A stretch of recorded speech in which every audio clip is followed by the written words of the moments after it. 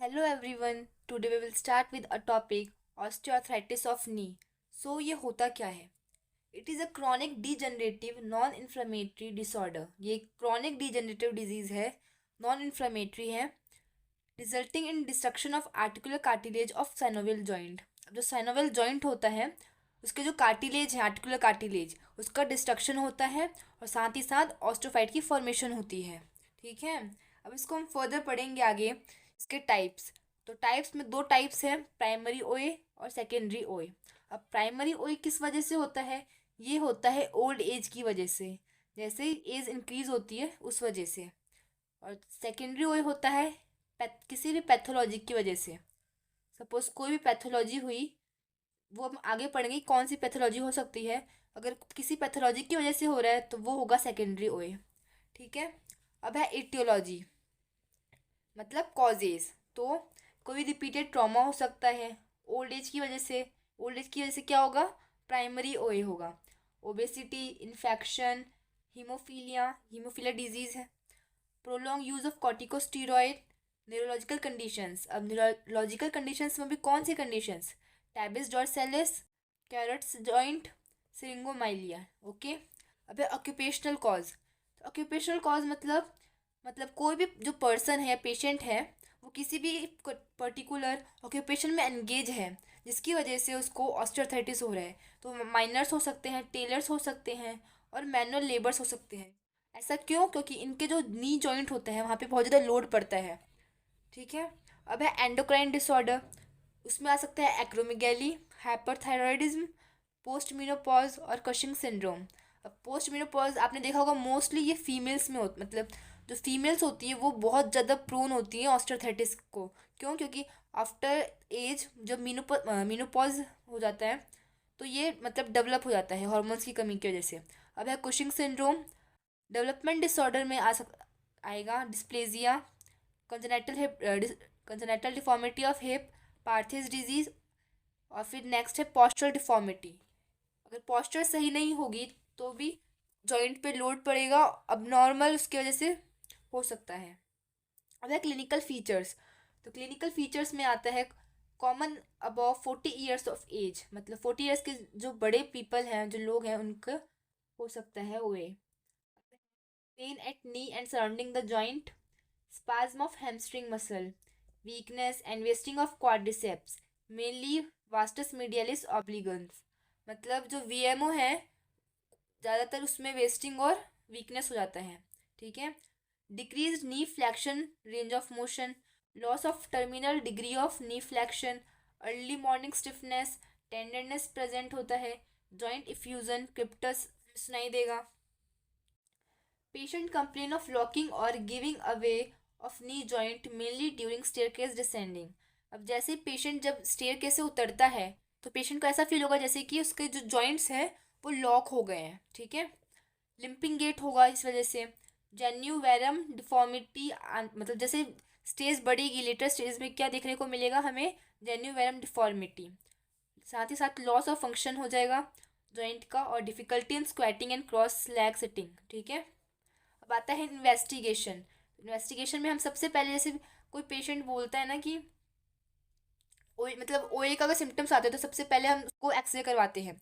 तो उसमें एक्सरे में हमें क्या दिखेगा? जो जॉइंट स्पेस है, दो जॉइंट्स के बीच में जो स्पेस है वो डिक्रीज रहेगी, ऑस्टोफाइट के फॉर्मेशंस दिखेंगे, सब कॉन्ड्रल स्क्लेरोसिस दिखेगा और वेरस डिफॉर्मिटी दिखेगी। ठीक है, अगर CT scan, MRI, synovial fluid analysis और आर्थ्रोस्कोपी, ये इन्वेस्टिगेशन से ये करवाते हैं। फिर इसकी सर्जिकल, जैसे स्टेज ज़्यादा बढ़ गई है और वो मैनुअली कंजर्वेटिवली ट्रीट नहीं हो रहा है तो हम क्या करेंगे? सर्जरी करवाएंगे। तो सर्जरी में ऑस्टियोटॉमी करवा सकते हैं, ऑर्थोडेसिस, टीके और आर्थोप्लास्टी, ये सर्जन डिसाइड करते हैं कौन सा करवाना है। अब है फिजियोथेरेपी मैनेजमेंट। तो to reduce pain and spasm, pain और स्पाज्म को रिड्यूस करने के लिए हम वैक्स थेरेपी यूज़ करेंगे, heat therapy, US, IFT, SWD, TENS, infrared radiation और सॉफ्ट टिश्यू नीडिंग। आपने ये देखा होगा, ये सब तो किसके पार्ट है? इलेक्ट्रो के पार्ट हैं। और ये नीडिंग, ये है मसाज का, एक्सरसाइज में मसाज थेरेपी का पार्ट है। अब आता है टू इम्प्रूव मोबिलिटी। तो मोबिलिटी को इम्प्रूव करने के लिए हम क्या करेंगे, manual mobilisation by anterior and posterior glide. Manual mobilisation देंगे एंटीरियर और पोस्टीरियर ग्लाइड में, मतलब पोस्टीरियर ग्लाइड देंगे। Patellofemoral joint mobilisation by superior, inferior and lateral glide. Superior, inferior और लेटरल ग्लाइड पैटेलोफीमरल जॉइंट का, ठीक है। फिर नी ग्राइंडिंग एक्सरसाइज करवाएंगे। पेशेंट को हाई सिटिंग में रखेंगे और बोलेंगे उसको कि नी को रोटेट करना है, ठीक है। फिर एसएलआर करवाएंगे, रिवर्स एसएलआर। और फिर free active exercise of knee joint. और सीपीएम मशीन भी हम यूज़ कर सकते हैं मोबिलिटी को इंक्रीज करने के लिए। नेक्स्ट है active range of motion exercise. अब देखिए इसमें active hamstring stretch by toe touching in long sitting. अब यहाँ पे आप देखो, सपोज कि ये एक पेशेंट है, तो हम क्या करेगा, पेशेंट अपने हैंड से अपना जो टो है उसको टच करेगा। टच करेगा तो उसकी पोजीशन कैसी होगी, ऐसे ऐसे ऐसे, ठीक है। तो यहाँ से इससे क्या होगा, हैमस्ट्रिंग की स्ट्रेचिंग होगी। Alternate hip and knee flexion and extension in supine and sitting prone. या तो प्रोन में सिट करेगा या फिर सुपाइन रहेगा, तो अल्टरनेटली हिप का फ्लेक्शन, नी का फ्लेक्शन और एक्सटेंशन करेगा, ठीक है। अब है knee swings in high sitting. High sitting में बैठ जाएगा पेशेंट, उसके बाद अपने जो नी है उसको स्विंग करेगा। स्विंग का मतलब पता है, झुलाना, ठीक है। पार्शियल वॉल स्क्वेट करेंगे और फिर किकिंग एक्टिविटीज़ ये करवाएंगे।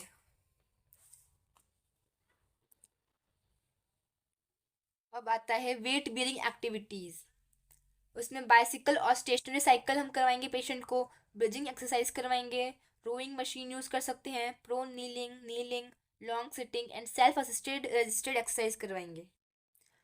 स्ट्रेंथनिंग करवाने के लिए हम progressive resisted exercise using McQueen and Oxford और डी लॉम टेक्निक्स, ये आपने पढ़ा होगा एक्सरसाइज थेरेपी में। तो हम वो यूज़ करेंगे किस लिए, प्रोग्रेसिव रजिस्टेड एक्सरसाइज करवाने के लिए। Isometrics of quadriceps and hamstring. SLR by attaching weight cuff to leg, ठीक है। ये simple simple language I think आपको समझ में आ रहे होंगे। Producing dorsiflexion of ankle while SLR, मतलब एसएलआर करते करते वक्त जो पेशेंट है वो डोर्सीफ्लेक्स करेगा अपने फुट को। Quadricep stable for straining of quadricep and hamstring using weight. Straining of hamstring in prone using pulley. Manual registered exercise by therapist. Hydrotherapy exercise with knee movement against flow of water. जो water की flow है उसके against हम knee की movement करवाएंगे in water, okay. Weight lifting and squatting for straining the quadriceps. उसके बाद हम पीएनएफ टेक्निक भी करवाएंगे। इसमें hold relax, contact relax, reciprocal inhibition, D two flexion extension pattern, मतलब ये सब हम करवाएंगे। और फिर गेट ट्रेनिंग के लिए पैडल बार यूज़ कर सकते हैं, ट्रेडमिल वॉकिंग कर सकते हैं। Use of crutches, frames, tripods और केन्स ये करवा सकते हैं हम गेट ट्रेनिंग के लिए। मतलब इनको यूज़ में लेके हम पेशेंट से गेट ट्रेनिंग करवाएंगे। Gradually increase the distance and speed, मतलब धीरे धीरे इंक्रीज करेंगे उसके डिस्टेंस और स्पीड को। Staircase climbing, obstacle walking, okay. अब है जनरल एडवाइस। तो हीट फर्मेंटेशन लेने के लिए बोलेंगे पेशेंट को। Take adequate rest, walk with the limit of pain, मतलब जितना पेन है उसके मतलब उतना ही चलना है, मतलब उतना मूव करना है जितना कि आपके पैरों में पेन नहीं हो। रिड्यूस वेट, अगर ज़्यादा ओबीज है पेशेंट और तो उसके वजह से क्या होगा, अगर कोई भी पेशेंट ओबीज होगा तो क्या होगा, उसके जो नी जॉइंट है उस पर वेट पड़ेगा, जिसकी वजह से ओए होने के चांसेस, मतलब ओए ठीक नहीं होने के चांसेस ज़्यादा हैं। वेट रिड्यूस करवाएंगे। Avoid cross leg sitting to prevent flexion contracture, ठीक है। Avoid lifting heavy weights. Take proper precautions during cold weather. Regular exercise are done. Proper nutrition and diet must be followed, okay. Thank you.